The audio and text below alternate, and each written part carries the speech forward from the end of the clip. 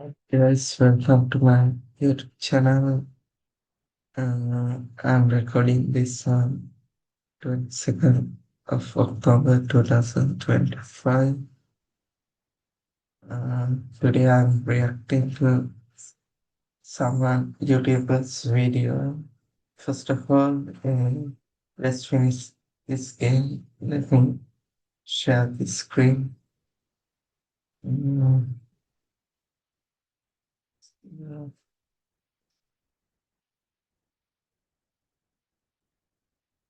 so like that. Mm,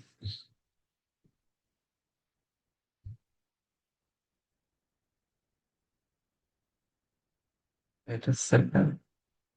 Uh, I'm playing chessboard called Danny. Um, Let me finish. I might just play non-assisted one for like for money. You know what? Money. Chill out or something. Like that.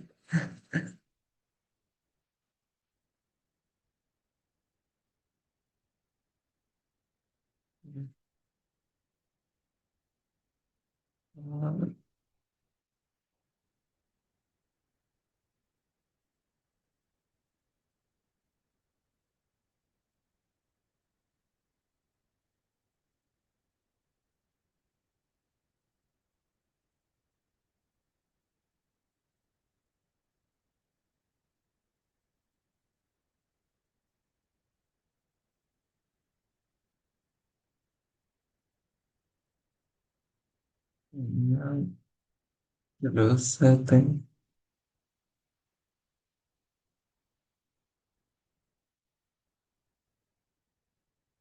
In such place. I was 30.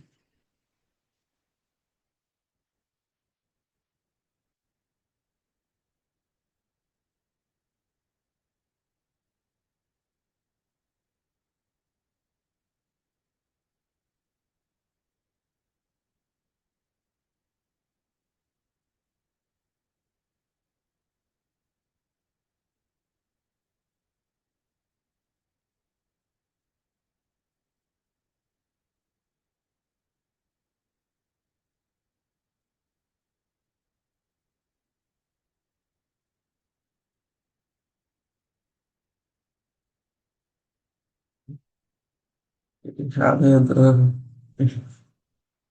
mm,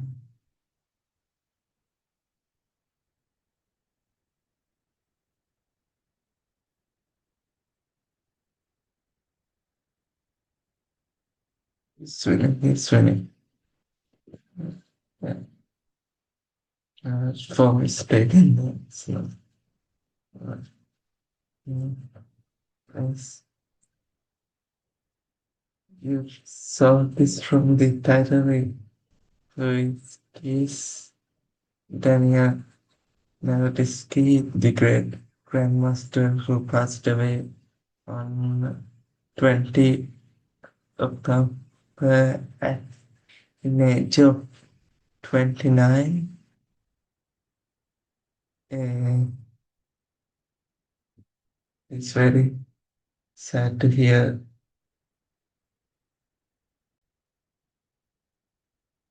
If you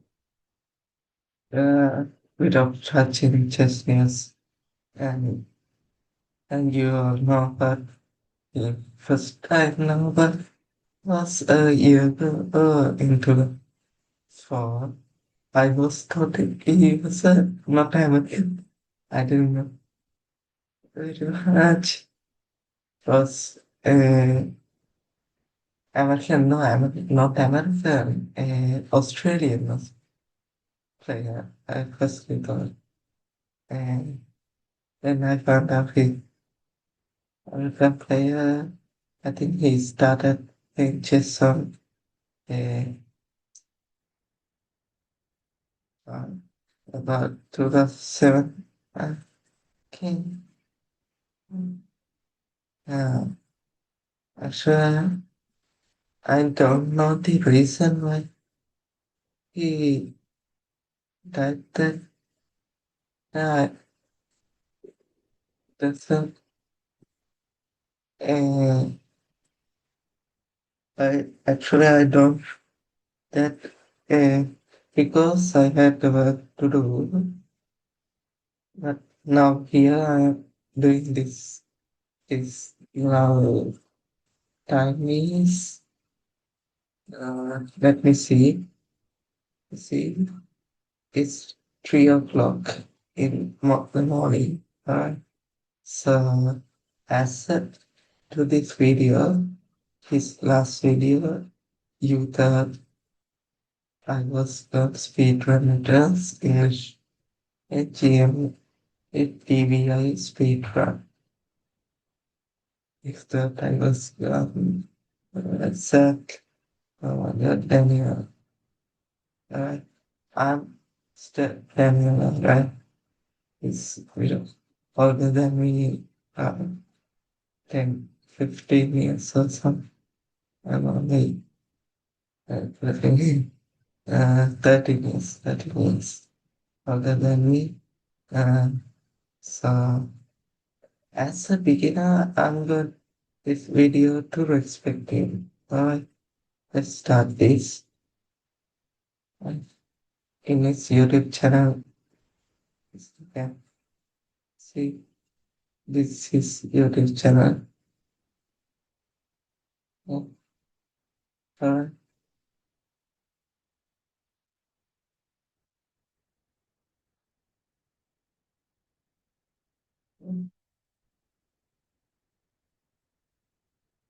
Right.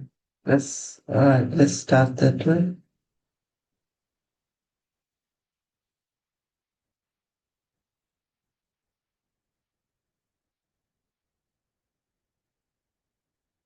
Get the show on the road.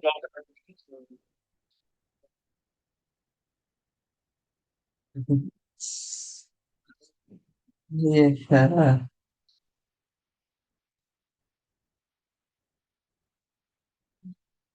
uh, I was hoping you for another.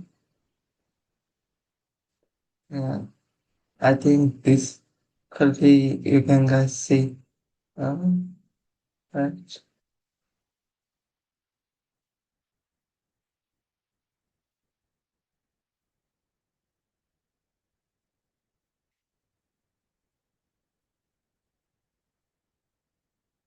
Can you guys hear?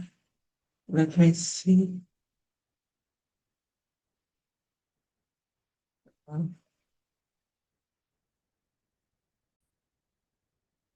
I think now you can guys hear. Mm, 1823, perfectly placed in sort of intermediate stand, and club player stand. And then we'll see if we have time for a 5-minute game.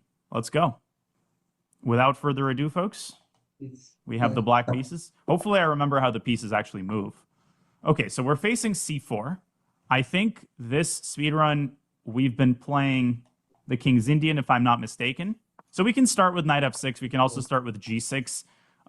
It doesn't really matter.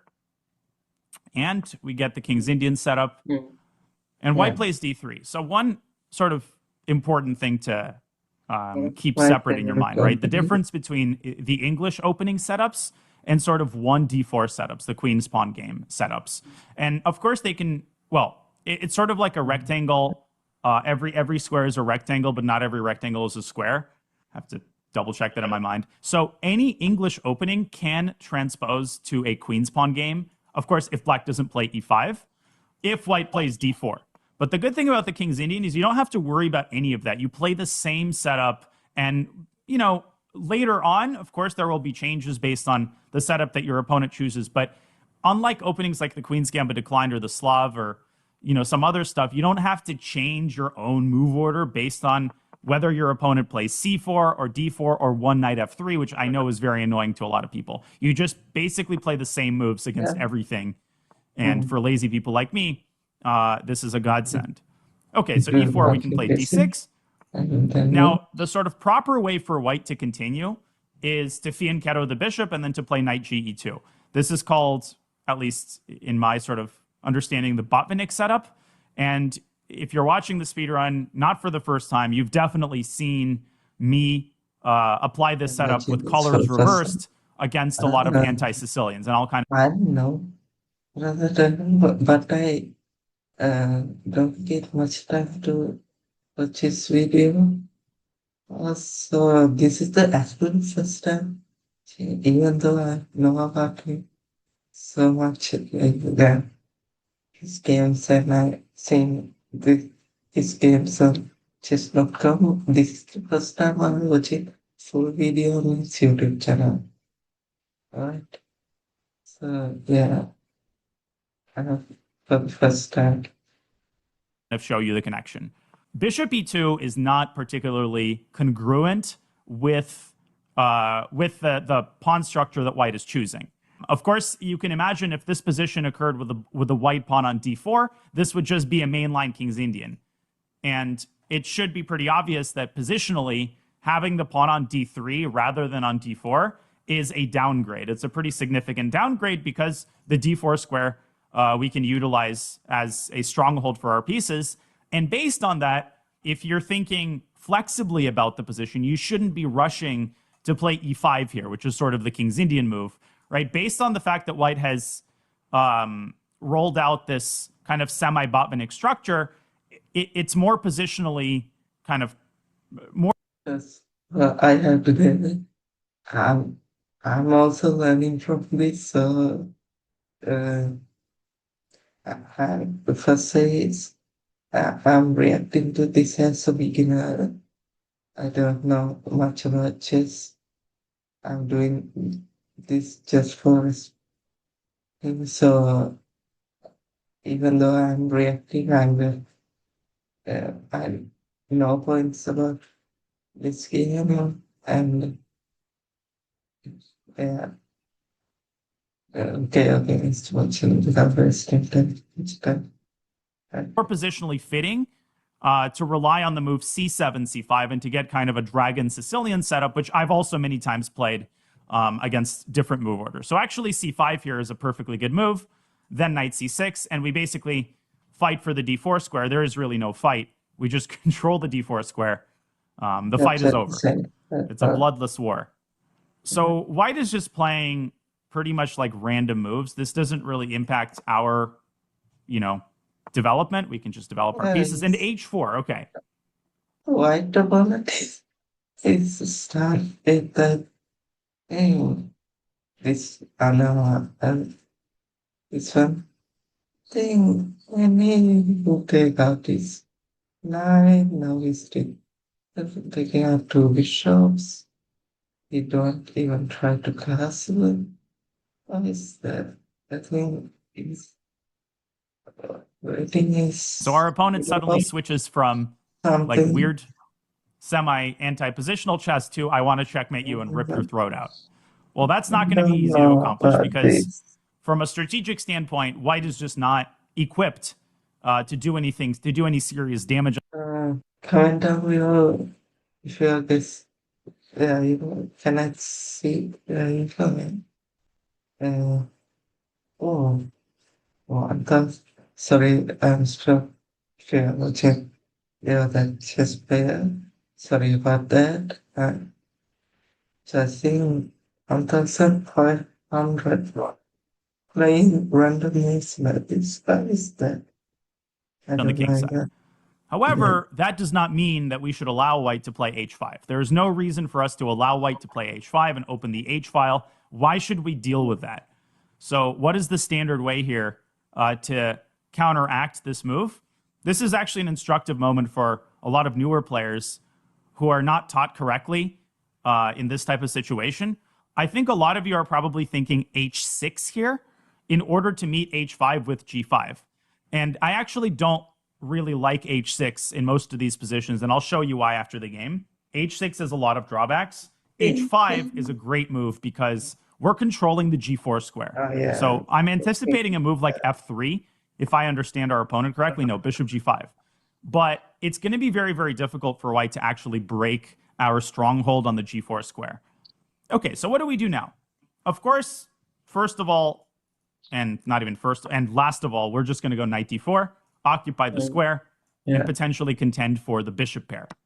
yeah. Well, our opponent just Bishop hands three. us the bishop pair as it is. Also, a good bonus of the move knight Um, d4 is we've prevented white from playing g4. I feel like our opponent is right, very tempted to play it just right. anyway. But if g4 happens, we just take the bishop and then we take on If g4. if for beginner, uh, yeah, the only I forget about that bishop is on here. I was just forgot the bishop that was anymore. Yeah. Yes. And our pawn structure remains fully intact. So the best, well, white is already much worse. And, a good positional exercise here for you would be to pause the video and sort of list out the factors that give black an advantage. And also, a good exercise is see if you can approximately evaluate this position. What do you think the computer's assessment is in this position? This is a good way to make sure that you're approximately understanding the sort of the factors and the most important factors in the position. My assessment here, like let's say on move 11 after knight d5, is negative 1.5. I'm going to say negative 1.5, maybe even close to negative 2. This is And showing. we don't have the time to delve into it, but I think black is very significantly better here, close to positionally winning. So obviously we want to keep the bishop here. We want to keep the dark squared bishop. We don't want to give it away. And we can chase the knight away at our leisure with e6. Okay, so knight f3. Now, Now we can flexible do it thinking, without right? some You shouldn't video. just We blindly take on e2 in the because this middle is what there. we planned earlier. You should realize that as soon as the knight moved away from c3, it opened up the diagonal, which means the b2 pawn is a target, and there's absolutely no reason why we can't help ourselves to that target and play knight takes f3, just bishop takes b2. White is also uncastled, so at least part of you should be keeping the move queen a5 check as a potential resource. Of course, if you play this move at the wrong moment, the e7 pawn is going to end up hanging, so it's not a check that you should give just for blanks and giggles. Where should we move our bishop back? Well, there's nothing wrong with moving it back to g7, especially because one observation that you should be making here is now that the knight is gone from d4, we do have to at least keep in mind our response to the move g4. And of course, like if we give white a lot of time and if white is able to play g4 and then white is able to play h5, things are going to get dangerous on the king side. So fortunately, we have the resources to be able to fight that. But I don't like bishop d4 for this reason. Because after bishop d4, g4, our king is just a little bit more exposed. And I think in light of the fact that white is likely to play g4, it's good to keep our bishop sort of closer to our king. There we go. How is that going to pay off? Well, because of our limited time, I'm not going to comment on the next few moves as extensively as I'd like. But what we're going to do here is start with the move e6. We're going to chase this knight away from the center. And we're going to meet fire with fire. Now, anytime that white plays the move g4, it's a double-edged sword. Yes, white is now, you could say, threatening to play h5, and it could look scary. On the other hand, white is also not castled. Moreover, white can't castle queenside. The rook has moved. And white can't really castle kingside because there essentially is no kingside to speak of. So because fundamentally, positionally, our position is much more sound, we have less weaknesses, our pawn structure is better, our pieces are more coordinated, we basically benefit if the position opens up. And so that explains my choice to play the move f5, essentially saying, why do you have a monopoly? I'm not doing great, so I don't know much time left for stuff that I need to stop recording at least now at 4 a.m. For 15 a.m. for my studies, go to my studies. So I'm just playing a video and you're just watching that. Fine, because I'm not good at this is my first reaction video to that. Uh, and just do that and yeah, I'm going to go um until 4 o'clock or 4:15. I'm going to stop this. Um, I'm actually a beginner, so I don't much. I can't teach you lesson now because I'm not experienced player like this. But I think it had my feelings now. My feelings means my position, and now let's watch. Now let's watch. So, On the king side. Why can't we also attack on the king side? Yeah, our king is technically on the king side and white's king is in the center, but that's not going to matter because white's pieces are so poorly placed. Here, actually, we can take either g takes f5. I prefer e takes f5, keeping our king's pawn structure more or less intact, and of course, opening up the e let's file. see the problem. Now, I hear what you're saying. You're probably saying, aren't we weakening the d5 square? Yeah, we are. But at this level, some of the moves you make are going to have drawbacks. This is something I This have. is middle game, not the opening. At the opening, you need to get core center at d5, but now in the middle game, it's okay, I think. Repeated a lot in the speedrun. Just because a move has an obvious drawback doesn't make it a bad move per se. What we're going for here is, well, we're threatening f4. And at some point, we do want to bring our bishop out. Where do we put our bishop? I would even sacrifice the b7 pawn. I don't think the pawn count here is important. Let me think for a second. Actually, bishop d4 looks pretty decent here as well. Feels like I haven't played in the optimal fashion, but we should still be much better here. Let me think for a second. Okay, I'm going to go rook b8 here. I think we have the time. Maybe not literally, but figuratively speaking, we can afford to overprotect this pawn. Now we're going to keep the king structure intact by...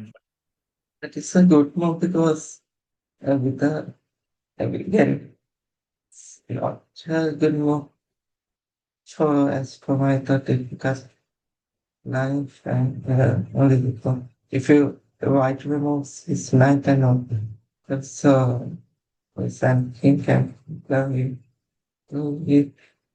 I think getting rook out is a good and by playing bringing g5. him to It may look scary for white to for now us to allow h6, but start once the like pawn the reaches start h7, we of just hide behind it. now Actually, that keeping this is pawn I think alive benefits. now the end of middle game and start of the enemy position because beginners both of their time is running out. I think that's good. Us entirely. Bishop d5 check. Okay, so here I do have to be careful. Let's go king h7. Actually, let's go king h8. Oh, I'll explain why after the game, but king h7, I didn't want to allow like bishop f7, etc. Now we can play bishop d4. Feels like I haven't I think played this optimally, but he paid h8 king because but protect this square from getting pawn promotion pawn on h6.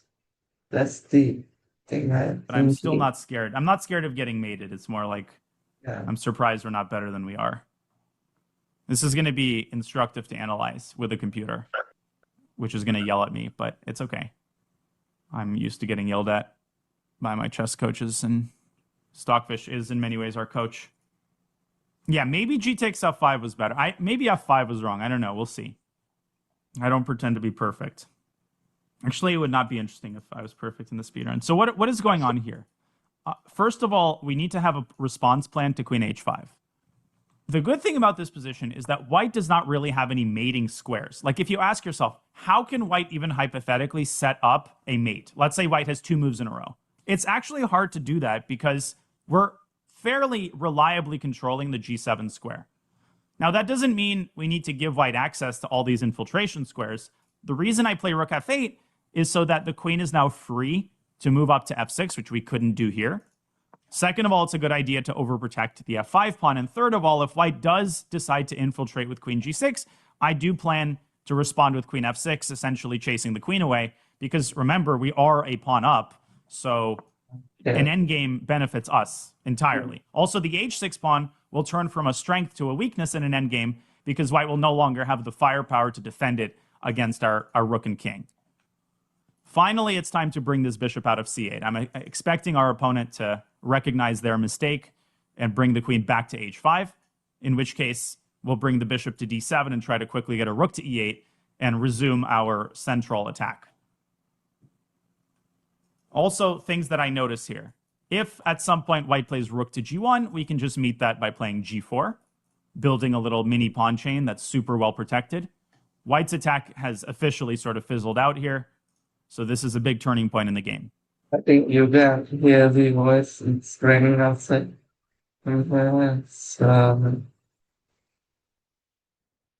I think, can you guys check after I put the recording to guys and watch this? And check and upload it.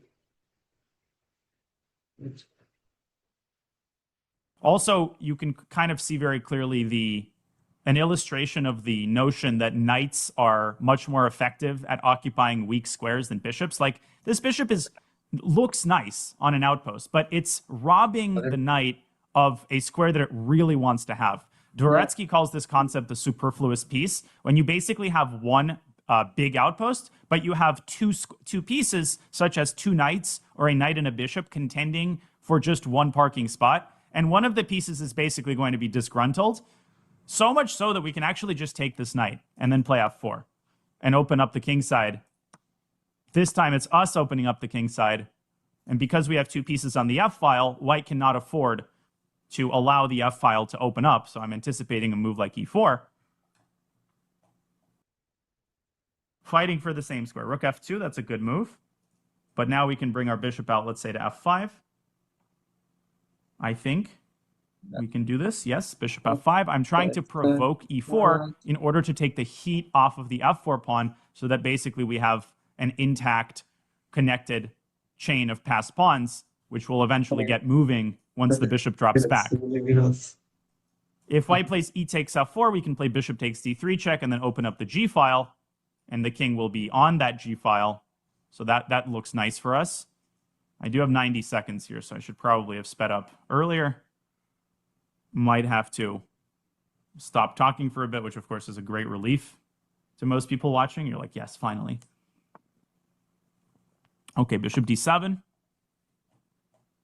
And actually now, you should be asking yourself, in what order are we going to push our pawns? So are we necessarily going to play g4 here? There is a better move. And obviously, you should always be thinking ambitiously. You should always be thinking, part of your brain should always be responsible for finding mating patterns, like always. And this is a good example, right, of where a lot of people would go g4. It's a good move. It's winning. But f3 creates a mate threat all the way in the corner on a1. And it's a very hard mate threat to deal with, because if white moves the rook from f2, we can actually push now our pawn to f2 at the very least. That should be crushing. If white runs with the king, he loses the rook. Queen a1, queen takes g1. White basically has no defense against mate here. No adequate defense. So again, if I had to give a theme to this game, it would be flexible thinking. Now, white does have a defense here, which I just noticed. I don't think that it saves him, but it definitely prolongs the game. Let's see if our opponent can find it. It's an impressive move for sure. I was crapping on this bishop, but this bishop actually can help white stave off checkmate. No, I'm not talking about queen takes. That's not a serious defensive move. It just gives up a rook. Yeah. I'm talking about the move e5. Yeah. And so is my opponent. Paul is doing a lot of good stuff in this game. Okay, so I'm actually thinking now what to do. This is an important moment to get right because I'm low on time. And I want to play accurately. Okay, we're going to go here. Rook e8. Threatening mate on e2. Basically fighting for the f-file. Fighting for the f-file. And I'm going to have to get this mating attack right the first time because I don't have necessarily the time to convert some long endgame. Bishop e4. Our opponent is playing very well. I gotta say, he's defending super, super well. Okay, I think bishop c6 is So, good here. uh, Again, continuing to fight for the f file. If rook takes g5, we can play 1,500, rook takes f3. That like, should be winning. Bishop takes so, f3. Yes. uh, when I played against even the Magnus Carlsen once, I can only survive in the challenge.chess.com. I can only survive up to 15 minutes only. Then uh, I'm doing serious on. If you don't know about my YouTube channel, as this, I now you are watching this. If you are watching this, see, let's see that. Uh, this is my YouTube channel now. Because I got, and I'm doing free online IC class for grade 8 students in Sri Lanka. This is my YouTube. Uh, uh, I'm now going on a series. Can I fit my class and day one? I uploaded day before yesterday, and yesterday I uploaded my chess journey day one. It means I'm playing against online players for the first time. Right? Uh, I think you can guys learn a lot of lessons in that video because I'm also learn a lot of lessons in that video about time management. Uh, do we actually need to think It's about? Hostinger's biggest ever Black Friday sale. Oh, yeah, okay. Just give me a second until this.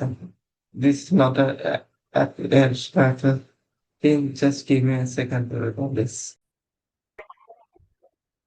Right now, you can just rewatch. So for the that came in. Not that. And this the video about my YouTube channel.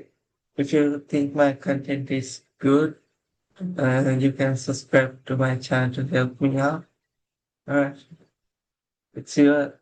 Okay, I'm not telling to subscribe. Really. If you like my content, yeah, you can subscribe to the channel. White plays d3. So one sort of important thing to keep separate in your mind, right? The difference between the English opening setups and sort of one d4 setups, the queen's pawn game setups. And of course they can, well, it's sort of like a rectangle. Every square is a rectangle, but not every rectangle is a square.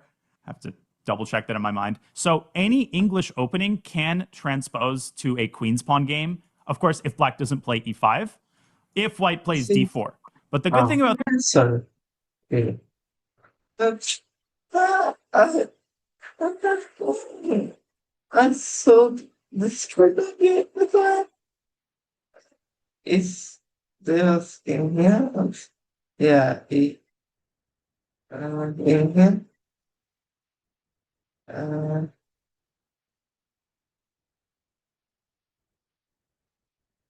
oh, wait. Wait.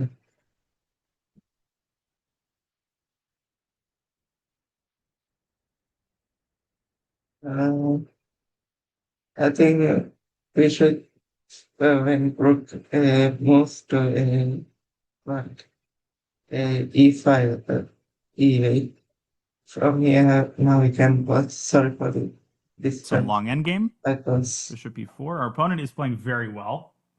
I gotta say, he's defending super, super well. I Okay, I think bishop c6 I think now he's going on run out time and yeah if he's opponent then he also going to run out. And because that is going to defeat, even though he started with bit of random moves, random startup is playing good at a bit because of course um, he's played much better in the middle game than the opening. Is good here. Again, continuing to fight for the f file. If rook takes g5, we can play rook takes f3. That should be winning. Bishop takes f3. Yes, I think this is winning. Queen takes f3, gives up the rook on g5. If white plays bishop f3, that allows infiltration. And if that's not a mating attack, then I quit chess and quit my YouTube career forever. Rook e2 check, very important move. The bishop cannot capture because of the pin. Now, we should play all of our moves with check here. That's sort of a common sense thing, because if we don't give check, white has this trick, rook g8 check, king takes g8, and queen g6. At the very least, that looks annoying. So if we can continue with check, we should. Now, notice how all of our pieces are involved. All three pieces are involved in the attack in some way.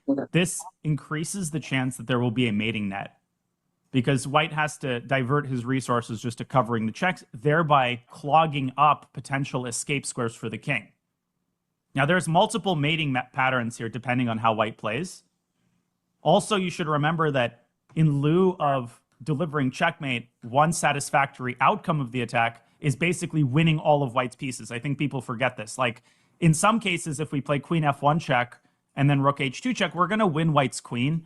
And that's already sufficient as a successful outcome of the attack. So you're not only looking for mate, although that is the main thing, of course, that would cap off the attack. So here, for example, you can play practically with bishop takes g4 check, but if you want to play accurately, I think something like rook e3 or queen f1 check is going to do the job even faster. I'm just trying to figure out the final nail in the coffin here. Somehow our opponent is still kicking, which is insane. Yeah, but queen king h4. Let's take here, just as a little insurance policy.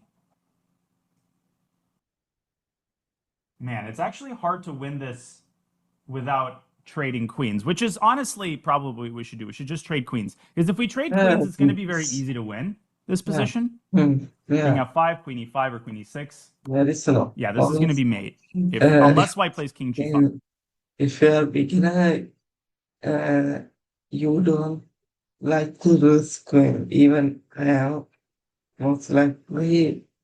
But in the endgame or middle game, if you chance and win the game, if you remove white screen, that's a good option to trade them. It's not if you feel not you are not winning the game because of that white queen, you can trade them. It is useless, then you keep your black queen, because if you don't have a chance to win that game. Then we can play rook e5 and win the queen. Yeah, we win white's queen here. Rook e5, king either h4, f4. We take the pawn on h6, and we pin the queen with queen g5. And that's it. Now it's easy to win. No, this is not a great game by me. I apologize. There was a lot of mistakes, but that's how we learn. I think he's messed up with this opening, but that's the cause. I think here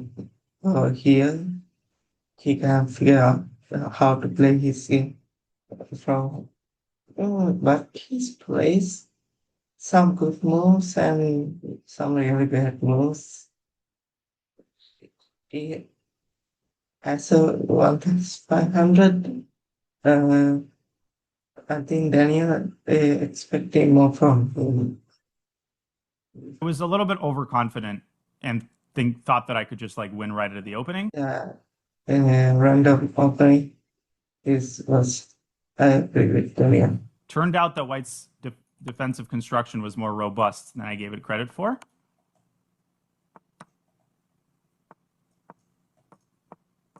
Notice how I'm pre-moving because white can't attack our queen at all. Now, basically, we can take the bishop, but we don't even need to. We can basically work around the bishop to deliver mate a lot faster. Here. Now, there's no worry about stalemate. So just queen b4 and queen takes b7. Good thing to practice also. Let's load this into Yeah. chess-base. Good game, good. Oh. A lot of takeaways. Yeah, good job. He played 2 great moves, 20 best moves, 18 excellent moves. As a grandmaster, he could can't make mistakes, right? This is the time. Let me give me a second to check the time. We have left about 12 minutes. Let's watch and let's wait to run.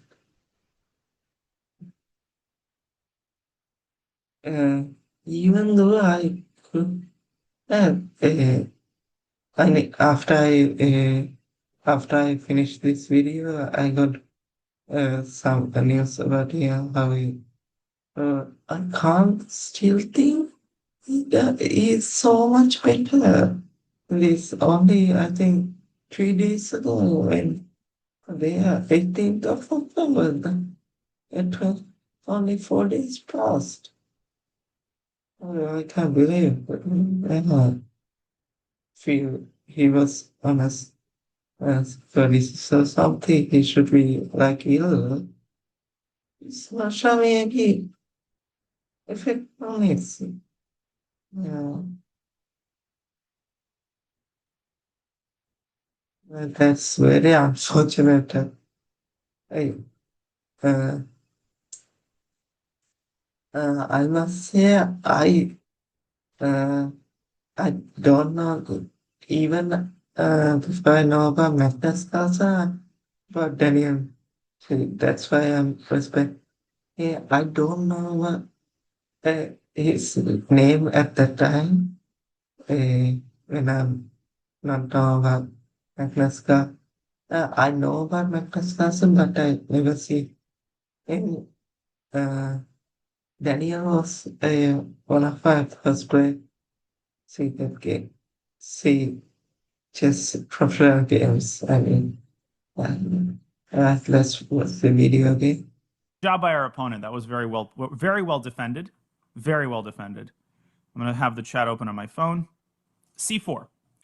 A little bit of historical chess trivia. As far as I know, Oh, he's why does he's taking look at some chess a lot of chess creators right after most players he's going to respect in a lot of chess player. No, don't get that. It's just such. That's my thought, not all of them. why is 1c4 known as the English opening? Asterisk, I haven't double checked this. I'm pretty sure this is true, but you can check this and correct me in the comments if I'm wrong. Does anybody have any theories about why c4 is called the English opening? It was played in England. So the reason, as far as I heard it, is because a guy named Howard Staunton, who I've talked about a lot, was basically the best player in the world until Morphy came along. He was also the leading chess author of the early to mid 19th century. And one of Staunton's most famous books, this is a first edition of it, is called, or let's see if this is a first or second edition. This is a Chess Player's Handbook, second edition. This is a second edition, which was published in the year MDCC XLVIII. Thank you, Howard, for writing this in frickin' Roman numerals. 1848. So this book, I think, came out in the early 1840s, second edition from 1848. Look at the condition of this book. It's pretty incredible. And this is a complete manual of chess. It's 500 pages. and it has instruction on openings, middle games, and end games. It's an incredible book, way ahead of its time. And this counteracts the notion that back in the 1800s, in between dumping their piss out the window onto the citizens of London and slaughtering animals in the public square, the people who did write chess books didn't care about openings because that, quote, wasn't a thing. Not only were openings a thing, but most of them had modern names. And there is a lot of opening analysis that's way ahead of its time. Like Staunton knew what he was talking about. There were opening books, and there was a lot of opening discussion going on, mostly on the King's Gambit and like 1e4 openings, but not only that. So back to what I started with. Why is this called the English? Because Staunton said the following. Just listen to this. Listen to this. This is the section on the Sicilian, which, of course, is in many ways reverse of the English. Just a second. He looks at the Benoni, Queen's Gambit. Just a second. I'm almost there. King's Gambit. The Sicilian game. So the Sicilian was already called the Sicilian, and this is from page 371. Game the second, the Sicilian game. Pawn to king 4, pawn to queen bishop's 4th. In the opinion of Janisch, who was a German author, and the authors of the German Handbook, leading opening book of the day, with which I coincide, that is, I agree, this is the best possible reply to the move of 1e4. This is 1848. Staunton already had the minority opinion that the Sicilian was good. Since it renders the formation of a center impractical for white and prevents every attack. This defense is found in the earlier Italian works and has been analyzed by Philidor in 1777, as well as Damiano, Lopez, and Salvio in the 1600s. So that's what he says about the Sicilian. Now, let's go to the section on the English. Staunton was the first person to analyze the English opening, and this, I believe, is why it's called the English. It's named in honor of Howard Staunton, and he says the following. He says something really interesting. Pawn to queen bishop's 4th, 1c4. This is from page 384. Hopefully this is interesting. Little historical excursion. Yeah, he's showing some games. I don't for chess, I know actual. I only had this book is written in if for single chess players. Can you guys see? It's chess. Single name is Chess Mulada Maha Takshani, written by I think firstly written by Victor. Who is Victor? Queries about him. That's Victor. I don't know. Victor. I don't know, but it's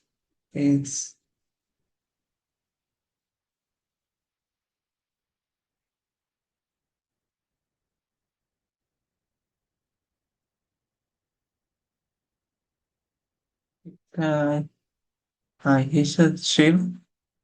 What? I think that this is I think just I think he's a Ivan and Abdullah Russell. I think former national champion of Sri Lanka. Let's see, Abdullah.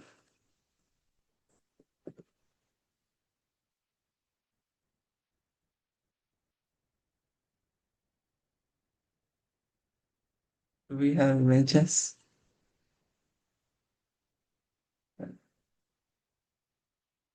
Uh, can't find it. Uh, wait a second. In the chess.com, so book. Uh,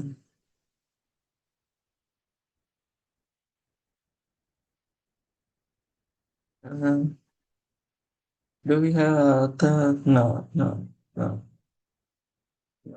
Alright. Mm, right. That's the Besides from the school training, I learned because we stopped. I'm now going to stop this reacting to this video on here because it's now so much. I don't have so much time left. So if you want a part two, beginner reacting to this video, comment down below in this video after I uploaded.